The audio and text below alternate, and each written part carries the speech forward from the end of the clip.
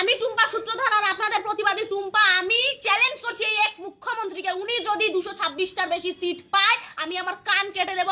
আর আমি কথা দিচ্ছি অন ক্যামেরা, জীবনে কোনোদিনই মমতা বন্দ্যোপাধ্যায় আর ওনার ওই দল তৃণমূল কংগ্রেস তার বিরুদ্ধে একটা প্রতিবাদ করব। আমি ভাবছি তুই কানটা কাটার পর দেখতে কেমন লাগবি।